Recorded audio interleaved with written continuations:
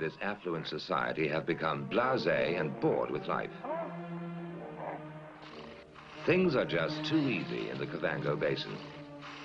They no longer have a zest for living like their country cousins out there in the inhospitable desert. Here, life offers no challenge, and many of them have become slobs and easy riders.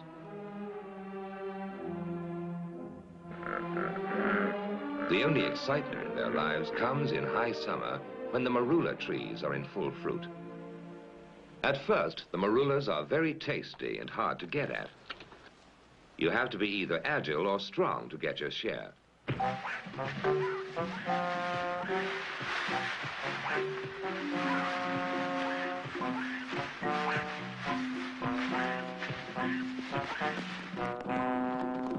But after a few weeks, the marulas get overripe and they start dropping from the trees. Then all the animals wade in and gorge themselves on the rotting fruit.